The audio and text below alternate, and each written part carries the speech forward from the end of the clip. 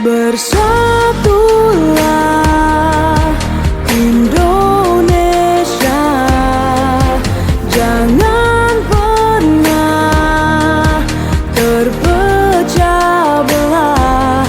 Walau kita berbeda, walau kita tak sama, Radio Republik Indonesia, kita Indonesia sesungguhnya.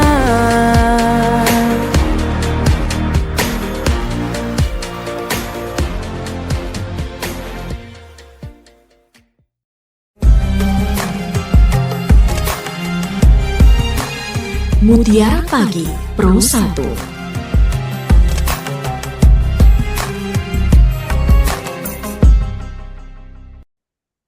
Assalamualaikum warahmatullahi wabarakatuh. Alhamdulillah pendengar dan juga pemirsa, saya Siti Aisyah, senang sekali bisa kembali menyapa Anda dalam program Mutiara Pagi, edisi lembar ke-26 bulan Oktober 2024. Kita ada di hari Sabtu, weekend-weekend ya pendengar. Tapi semoga semangat kita tetap kuat begitu untuk menimba ilmu, terutama mengisi hati kita dengan siraman-siraman rohani dalam program Mutiara Pagi.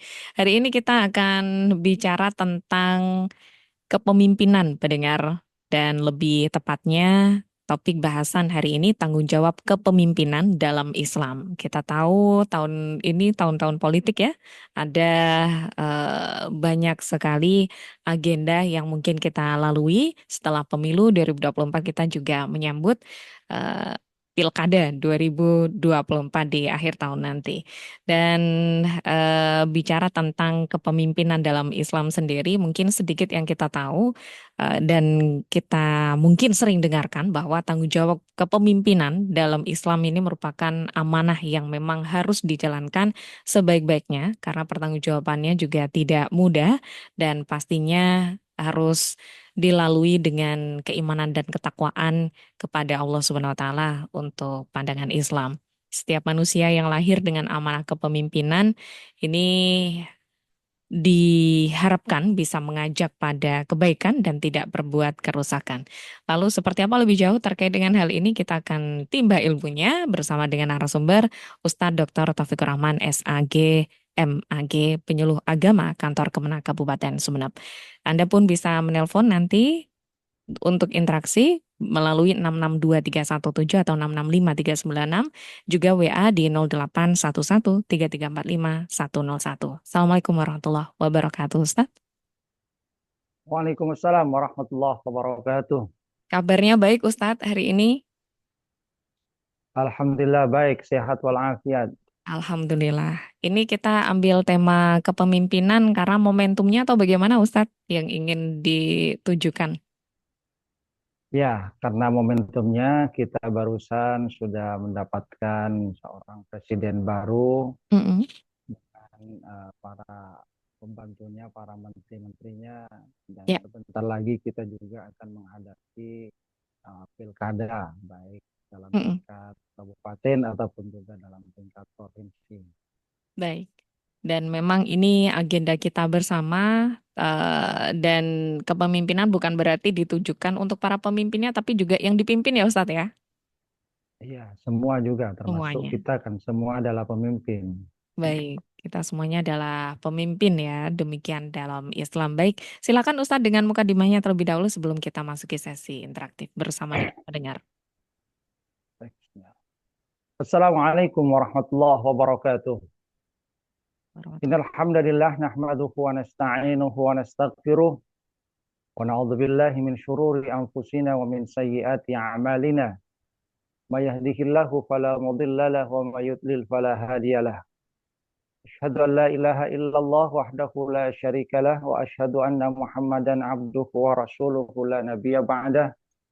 Allahumma shalli wa sallim ala sayyidina Muhammad wa ala alihi wa ashabi ajma'in. Rabbi shrah li sadri wa yassir li amri wahlul 'uqdatam bil lisani yafqahu qawli amma ba'du. Para pendengar yang dirahmati oleh Allah, alhamdulillah kita bersyukur kepada Allah Subhanahu wa taala atas segala karunia-Nya. Allah Subhanahu wa taala masih memberikan kita karunia kesehatan dan juga kesempatan Terutama juga Allah Subhanahu wa taala memberikan kita karunia keimanan, sehingga berbagai karunia itu kita bisa gunakan di dalam rangka kebaikan, mengabdikan diri kepada Allah Subhanahu wa taala, memberikan manfaat terhadap sesama manusia. Para pendengar yang dirahmati oleh Allah, hari ini kita akan mengambil tema tentang tanggung jawab kepemimpinan di dalam Islam. Tanggal 20 Oktober 2024 kemarin, kita sudah mendapatkan seorang presiden baru yang baru saja dilantik dan juga sudah dibantu oleh para menteri-menteri yang saat ini dalam kabar kalau kita dapatkan mereka sedang juga digodok di Akademi Militer Magelang. Dan sebentar lagi kita juga akan menghadapi satu perhelatan akbar, pilkada serentak se-Indonesia, termasuk juga di wilayah kita, di Kabupaten Sumeneb dan juga di Provinsi Jawa Timur. Karena itu, mari kita akan mencoba untuk melihat bagaimana sesungguhnya konsep kepemimpinan di dalam agama kita. Di dalam Islam, kepemimpinan itu sesungguhnya merupakan satu amanah besar yang harus dijalankan dengan penuh tanggung jawab dan penuh dengan kesadaran.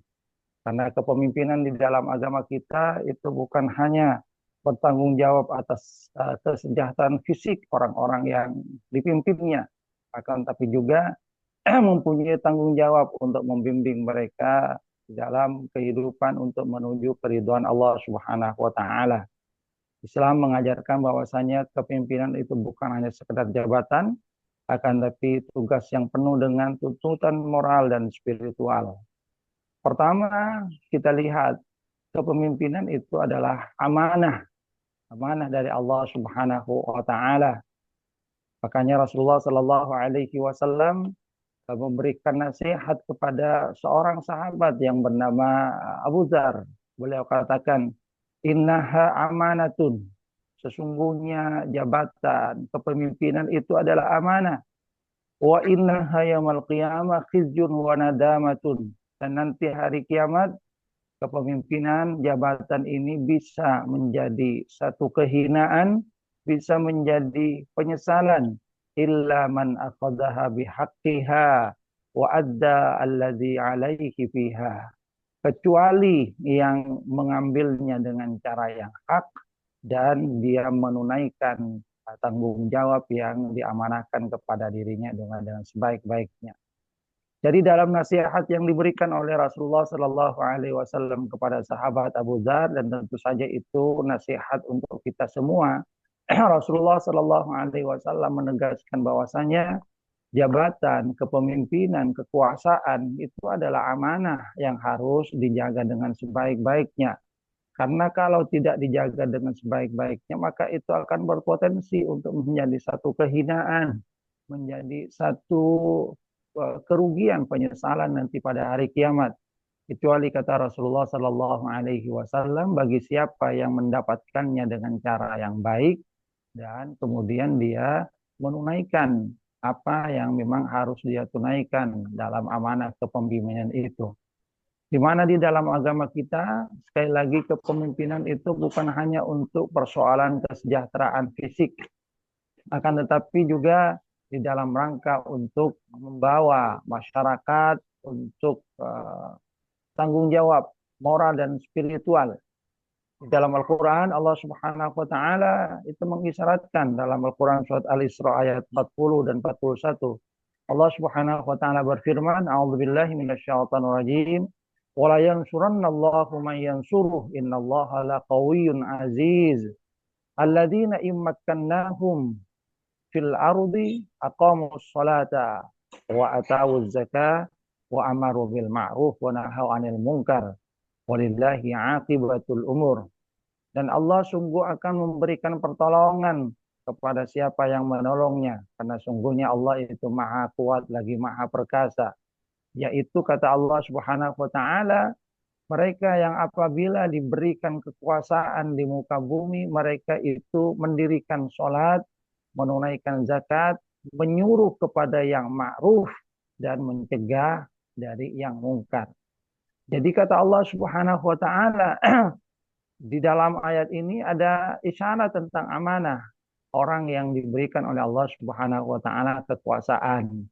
Bahwa kekuasaan itu digunakan di dalam rangka kebaikan. Mereka yang diberikan oleh Allah Subhanahu wa taala amanah kekuasaan hendaknya dia aqamus shalah, mendirikan salat, wa atau zakat dan mereka menunaikan zakat, wa amaru bil ma'ruf wa nahau 'anil munkar. Nah, di situ mereka juga diharapkan bisa menyuruh kepada yang ma'ruf dan mencegah dari yang mungkar. Artinya diharapkan bisa menunaikan tugas dan fungsinya untuk mensejahterakan masyarakatnya.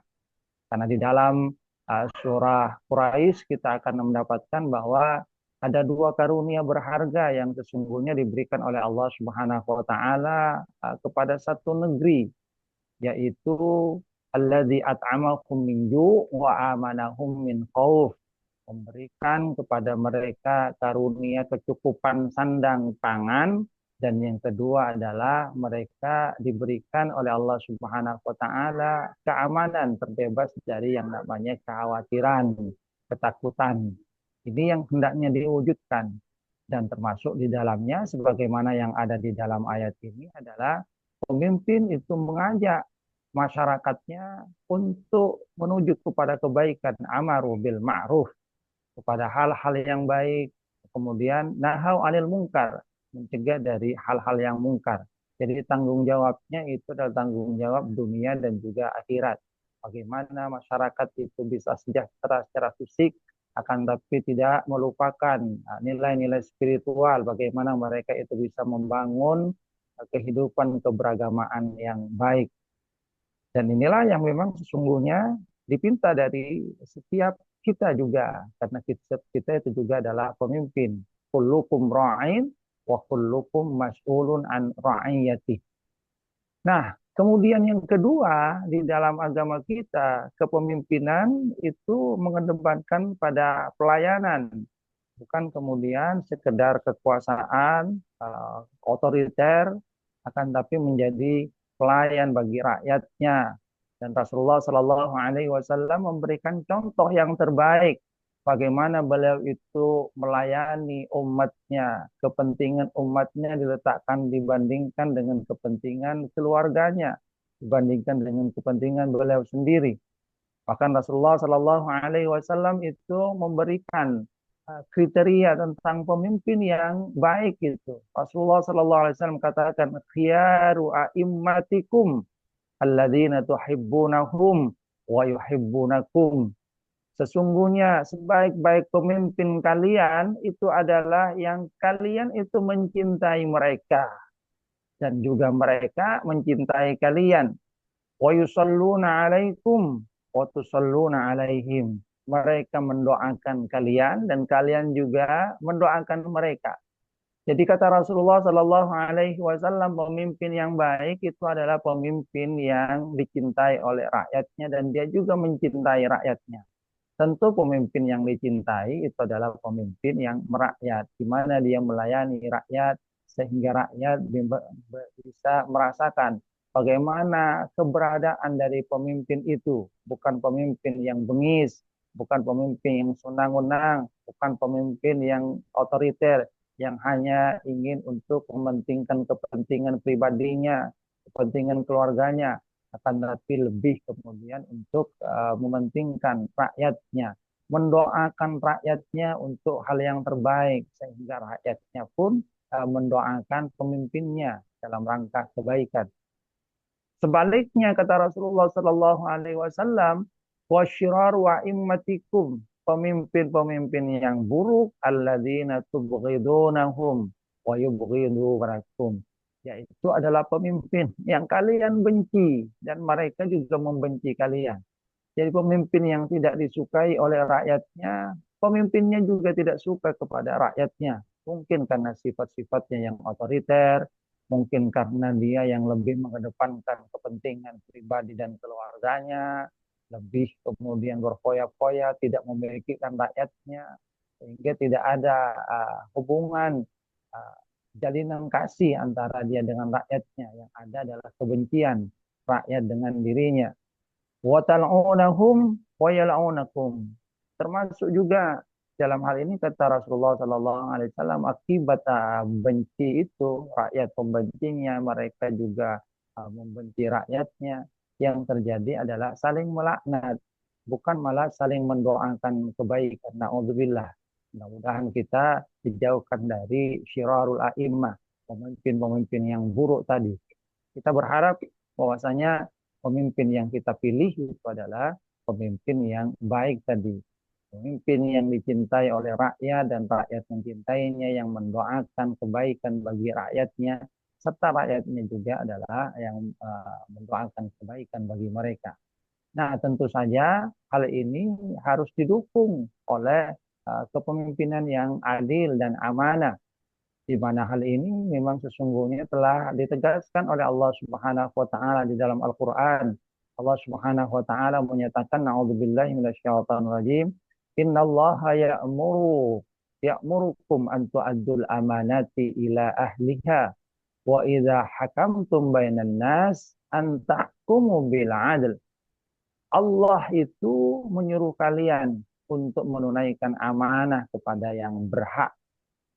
Dan kalau kamu itu memutuskan di antara manusia, maka hendaklah kamu memutuskan dengan adil. Jadi di dalam ayat ini Allah Subhanahu wa taala mengisyaratkan bahwa di dalam persoalan kepemimpinan, hal yang utama adalah bagaimana seorang pemimpin itu bisa menunaikan amanah dengan baik. Dia tunaikan amanah kepada yang berhak, serta kemudian dibarengi dengan adil, yaitu memperlakukan sesuatu sesuai dengan perlakuan, menempatkan sesuatu sesuai dengan tempatnya. Manakala amanah dijalankan, manakala keadilan ditegakkan, maka insya Allah itulah yang akan mendapatkan keridhaan dari Allah Subhanahu wa taala. Rakyat juga akan mendapatkan keamanan karena mereka merasakan keadilan dari pemimpinnya. Nah, pemimpin yang seperti itu, al-imamul adil, itulah yang nanti akan mendapatkan naungan pada hari kiamat, di mana tidak ada naungan kecuali naungan dari Allah Subhanahu wa taala. Salah satunya adalah al-imamul adil. Sementara mereka yang mengkhianati rakyatnya oleh Allah Subhanahu wa taala itu diancam. Rasulullah Shallallahu alaihi wasallam itu memberikan satu peringatan kepada umatnya. Beliau katakan, "Ma min 'abdin yastar'ihillah ra'iyatan." Tidaklah seorang hamba yang oleh Allah Subhanahu wa taala diberikan amanah untuk memimpin satu kaum rakyat, kemudian yamutu yauma yamutu wa huwa ghasyun lil ra'iyati illa haramallahu alaihil jannah.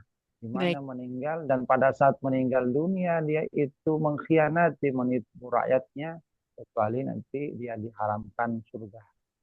Karena itu mari kita pilih pemimpin yang baik.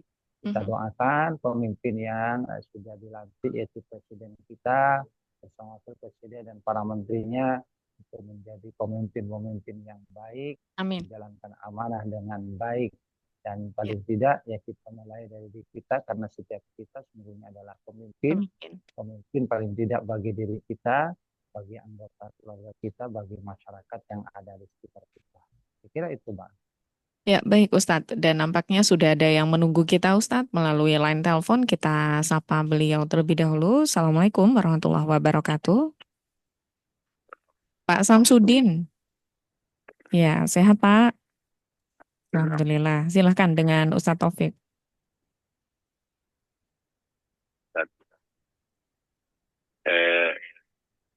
Untuk berbicara tentang pemimpin zaman dahulu dengan pemimpin zaman sekarang sangat jauh berbeda. Kalau pemimpin yang dulu itu untuk menjadi pemimpin dipaksa. Kalau sekarang memaksa untuk menjadi pemimpin.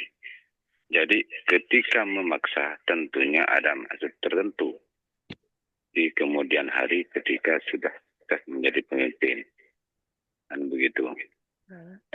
Sekarang pertanyaan saya begini. Pemimpin itu kan banyak macamnya. Bahkan rumah tangga pun istilahnya ada pemimpin. Saya berbicara tentang kepala desa saja, pemimpin di lingkup kecil. Honor seorang kepala desa kisaran 1.500 atau 2.000 per bulan. Tetapi realita semuanya kaya semua saat menjadi pemimpin kepala desa. Memang umat Islam dilarang untuk sudon. Cuman menurut analisa saya, tidak mungkin kalau nggak ngambil uang rakyat. Begitu. Itu kan namanya pemimpin yang tidak amanah. Terus bagaimana hukumnya apabila saya temui pemimpin yang bersifat seperti ini? Saya dengan cara paksa untuk memberhentikan di tengah perjalanan sebelum batas waktunya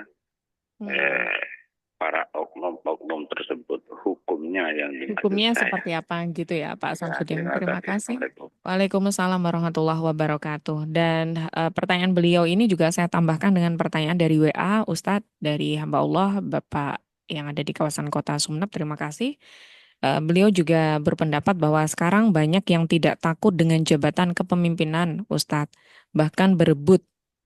Kira-kira analisis sebabnya apa ya Ustadz dan bagaimana solusinya untuk mengembalikan seperti giroh di sebelumnya mungkin seperti itu ya kurang lebih pertanyaan beliau. Silakan Ustadz. Baik, sesungguhnya mengajukan diri dalam satu jabatan bagi seorang yang dia merasa bahwasanya dirinya itu mempunyai kapasitas di dalamnya dan dia merasa mampu untuk menjalankan amanah itu diperbolehkan.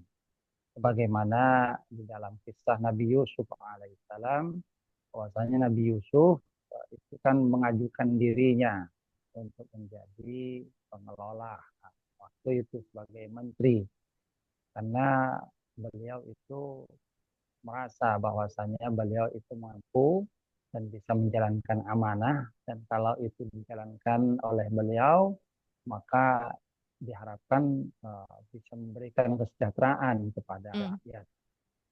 Artinya manakala ada seorang yang merasa bahwasanya dirinya itu mempunyai kemampuan dan dia mempunyai keteguhan di dalam menjalankan amanah dan yakin bahwasanya kalau dia diberikan amanah itu bisa menjalankannya dengan baik, memberikan kesejahteraan terhadap rakyatnya, maka itu diperbolehkan. Tapi kalau memang tujuannya itu hanya sekedar dunia, tujuannya hanya untuk mengeruk dunia, maka itu tentu hal yang disyaratkan di dalam hadis Nabi Muhammad SAW tadi, bahwasanya yang namanya jabatan, yang namanya kekuasaan itu adalah amanah yang harus dijalankan dengan sebaik-baiknya. Kalau tidak, nanti akan menjadi satu kehinaan, akan menjadi satu penyesalan di hadapan Allah Subhanahu wa taala. Maka syaratnya kata Rasulullah Shallallahu alaihi wasallam di dalam hal ini adalah dia memperoleh kekuasaan jabatan itu dengan cara yang benar. Itu yang pertama, illa man akhadha bihaqqiha. Jadi mendapatkannya dengan cara yang benar, bukan dengan cara yang curang. Kemudian yang kedua adalah wa'adda ma'alaihi wa'adda alladzi 'alaihi fiha. Dia menunaikan amanah jabatan itu dengan sebaik-baiknya sesuai dengan kapasitas yang memang dia yakin bisa melaksanakannya.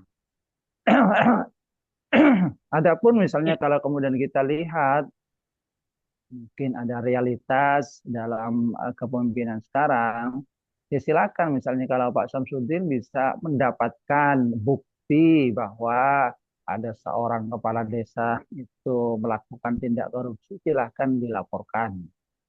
Sesuai prosedur ya Ustadz. Ya, sesuai dengan prosedur hukum yang ada seperti apa. Kalau memang ada bukti-bukti. Sebab di dalam negara kita kan berdasarkan hukum. Bukan hanya sekedar suudon, bukan hanya sekedar tuduhan. Seperti apa dan bagaimana. Artinya segala sesuatu didasarkan kepada hukum. Manakala kita mendapatkan bukti-bukti bahwasanya seorang pemimpin, misalnya kepala desa, melakukan korupsi, melakukan hal-hal yang memang tidak benar, melanggar aturan, melanggar undang-undang, maka silakan itu dilaporkan sehingga bisa diproses dengan secara hukum Baik. dan biarlah hukum yang menetapkannya. Tapi kalau kemudian memberhentikan secara paksa tanpa adanya argumen, tanpa adanya alasan yang mendasar sesuai Mhm. dengan undang-undang, maka itu tentu saja adalah sesuatu yang tidak bisa dibenarkan. Apa Ya, dasarnya kita memberhentikan itu? baik. Apa hanya sekedar suudzon atau hanya karena ingin mengganti? Nah, sebab Hmm. kadang-kadang ada juga yang sekedar karena dia ingin mengganti, dia Hmm. ingin jadi kepala desanya juga pada saat kemarin pemilihan dia Mhm. tidak terpilih, maka dia kemudian yang kadang-kadang mengompori. Nah, ini yang harus Ya, kita kemudian apa ya, harus kita kritisi. baik. Ya. Jadi, Baik. iya, kalau sebabnya tadi Ustadz ada pertanyaan dari eh, hamba Allah yang ada di kawasan kota Sumeneb, Ustadz. Sebabnya kenapa ya Ustadz? Zaman sekarang ini banyak yang kemudian berebut kepemimpinan tanpa mereka takut terhadap eh, ini Ustadz, terkait dengan tanggung jawabnya dan lain sebagainya. Kita bisa lihat memang pada saat sekarang ini ya ada banyak faktor yang mungkin membuat seseorang itu ingin menjadi pemimpin tanpa melihat bagaimana sesungguhnya tanggung jawab kepemimpinannya. Ada yang memang karena faktor-faktor keduniaan, melihat bahwa kalau dia menjadi pemimpin, dia akan mendapatkan fasilitas, dia Hmm. akan mendapatkan kemewahan, karena ada dana-dana yang mungkin bisa dia pakai. Nah, hal-hal yang seperti itu, tujuan-tujuan yang seperti itu, kadang-kadang mungkin saja membuat sebagian dari kita itu menginginkan jabatan itu. Hmm. Dan itu adalah sesuatu yang sesungguhnya memang bisa dikatakan kurang tepat. Baik. Karena di dalam agama kita, hal yang sesungguhnya ditekankan adalah bagaimana kita menjalankan itu sesuatu sesuai dengan apa yang memang diinginkan oleh Allah Subhanahu wa taala dan Ya. Rasulullah Shallallahu alaihi wasallam. Alhamdulillah. Makanya Rasulullah memberikan peringatan bahwasanya itu adalah amanah, akan menjadi kehinaan, menjadi Hmm. penyesalan kalau tidak dilakukan dengan sebaik-baiknya. Baik. Mendapatkannya dengan cara yang curang, setelah itu dia tidak menunaikan dengan cara yang baik dan Hmm. benar. Hmm. Karena Oke. itulah maka yang harus dikembangkan oleh setiap kita, mari kita sadari bahwa Mhm. setiap jabatan itu adalah amanah. Sehingga pada hadis ini kan berkaitan dengan Abu Dzar. Abu Hmm. Dzar meminta kepada Rasulullah Sallallahu Alaihi Wasallam agar diberikan satu jabatan. Nah, Rasulullah Sallallahu Alaihi Wasallam itu Alhamdulillah. melihat bahwasanya Abu Dzar kurang mampu di dalam bidang itu. Hmm. Padahal beliau itu adalah seorang sahabat yang solih ya. Hmm. Abu Dzar itu seorang sahabat yang solih.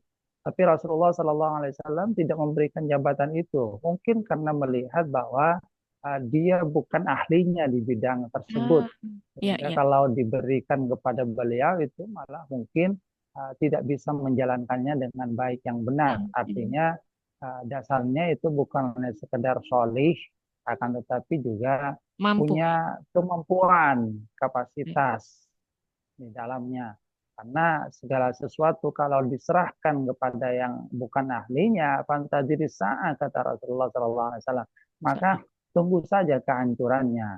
Ya persoalan irigasi misalnya diserahkan kepada guru, ya tentu saja kurang tepat. Gitu. Baik, baik. Ustadz, Ahli irigasi suruh ngajar, ya tentu itu kan adalah kebalik hal ya. yang terbalik. Iya, Ustadz, ini karena waktu yang terbatas, mungkin saya ke pertanyaan terakhir dari Bu Wati melalui WA. Terima kasih ya Bu Wati. Beliau menanyakan,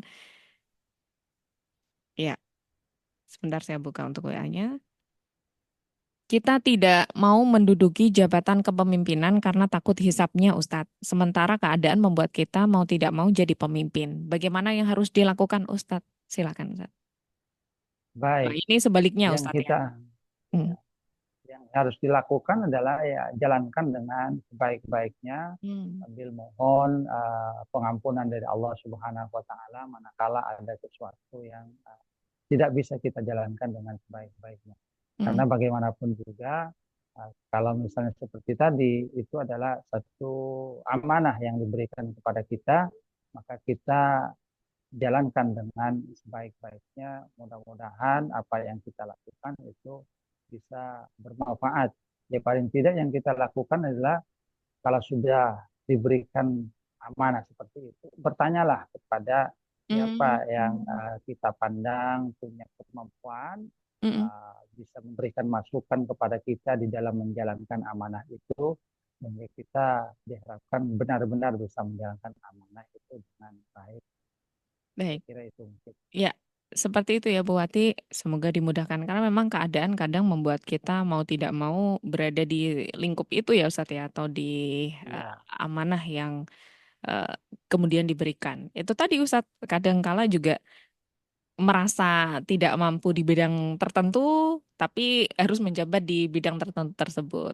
Maka yang harus dilakukan berarti ikhtiar ya Ustadz ya, sama meminta ampunan. Ikhtiar, ya meminta kita ikhtiar dengan menimba ilmu kepada yang kita pandang semuanya kemampuan di dalamnya, mohon kemudahan kepada Allah Subhanahu wa taala, ya minta ampunan manakala belum bisa menjalankan dengan baik dan benar. Baik, demikian untuk jawabannya. Terima kasih untuk Anda semuanya yang sudah bersama Mutiara Pagi edisi hari ini. Terima kasih banyak ilmunya Ustadz untuk hari ini. Semoga berkah ilmunya, amin. Dan juga selamat melanjutkan aktivitasnya di hari ini Ustadz. Baik, pendengar, kita akhiri untuk Mutiara Pagi edisi hari ini. Semoga bermanfaat untuk kita semuanya. Dan subhanakallahumma wa bihamdika nasyhadu alla ilaha illa anta nastaghfiruka wa natubu ilaik. Wassalamualaikum warahmatullahi wabarakatuh. Waalaikumsalam warahmatullahi wabarakatuh.